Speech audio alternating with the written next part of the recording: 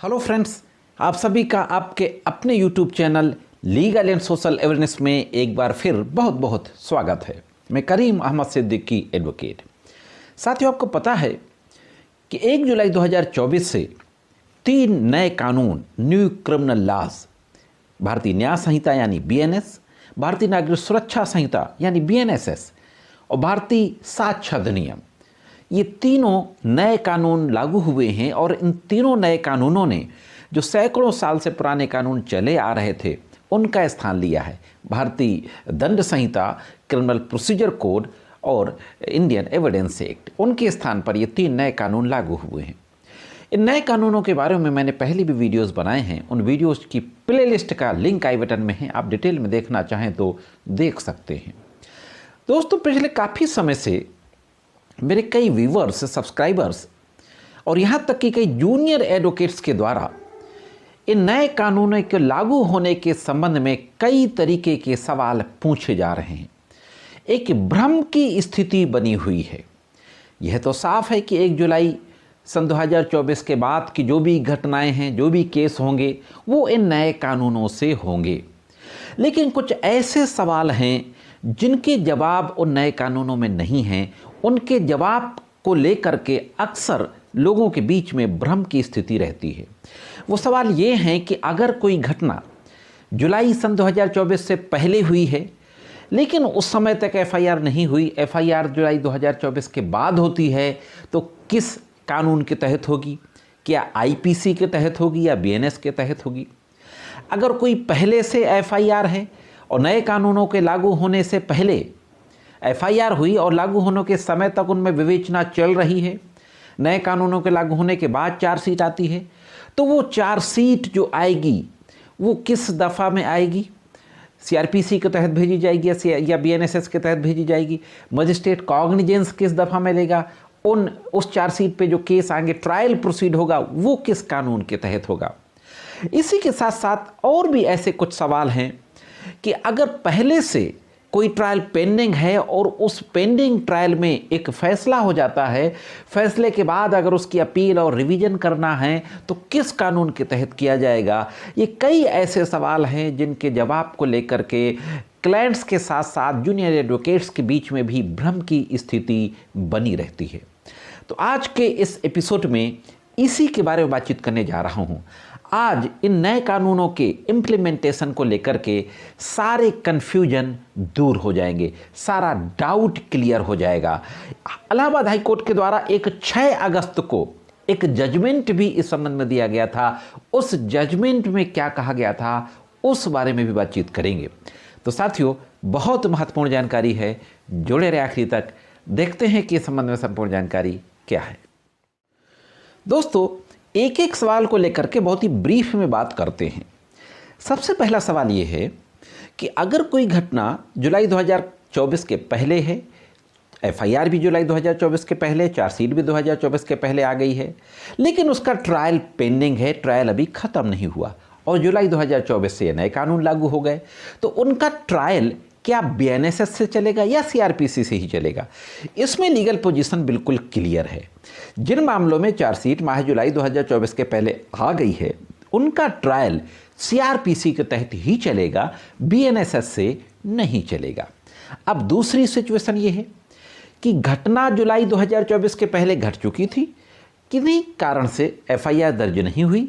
FIR दर्ज होती है जुलाई 2024 के बाद, तो एफआईआर किस कानून में होगी? पहली बात यह है। तो इस मामले में एफआईआर तो आईपीसी में ही होगी।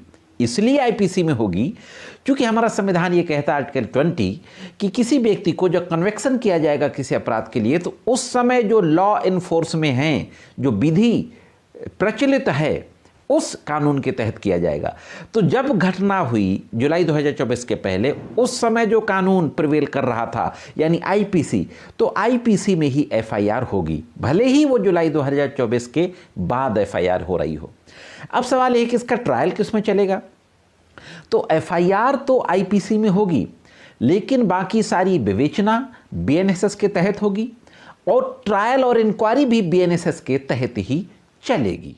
अब एक सवाल और आता है कि जिस दिन नए कानून लागू हुए माह जुलाई 2024 को, उस दिन अगर कोई इन्वेस्टिगेशन पेंडिंग था, आईपीसी में एफआईआर पहले हुई थी लेकिन विवेचना चल रही थी, जाहिर है वो विवेचना सीआरपीसी के तहत चल रही होगी, तो नए कानून लागू होने के बाद जो चार्जशीट कोर्ट में दाखिल होगी किस कानून के तहत होगी, उसका ट्रायल किस कानून के तहत होगा।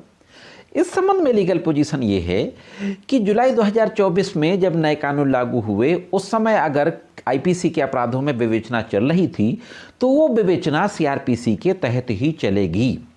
कोर्ट में चार्जशीट भी 173 सीआरपीसी के तहत ही भेजी जाएगी। लेकिन कोर्ट में चार्जशीट भेजने के बाद अगर कोर्ट फर्दर इन्वेस्टिगेशन का ऑर्डर करती है तो सीआरपीसी के तहत ही करेगी। लेकिन कॉग्निजेंस अगर ले लेती है उस चार्जशीट में तो कॉग्निजेंस लेने के बाद आगे की जो प्रोसीडिंग होगी, ट्रायल वगैरह, वो सब बीएनएसएस के तहत चलेगा दोस्तों।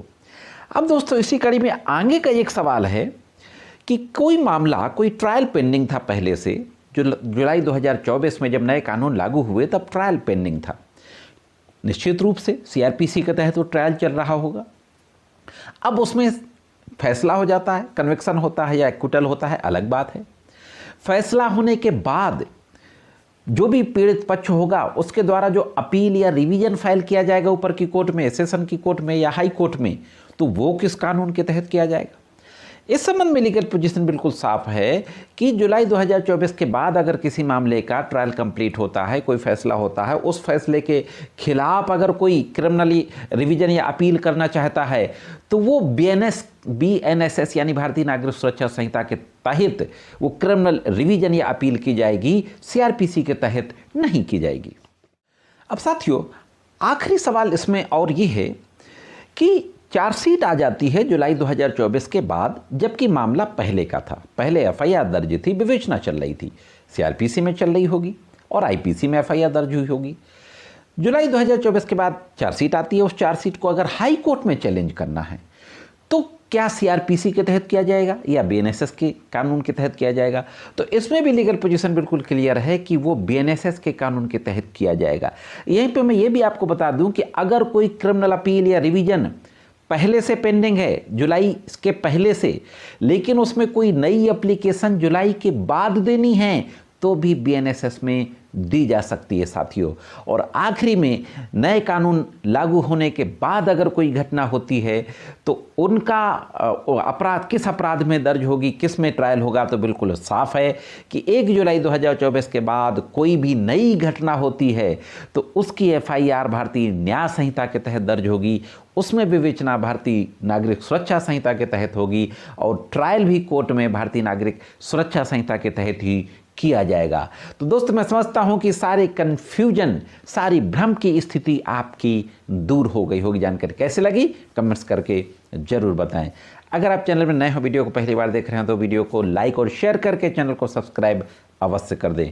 आज के इस एपिसोड में सिर्फ इतना ही, मिलते हैं किसी अन्य एपिसोड में कानून की कुछ अन्य जानकारियों के साथ। तब तक महत्वपूर्ण जानकारियों के लिए देखते रहें लीगल एंड सोशल अवेयरनेस।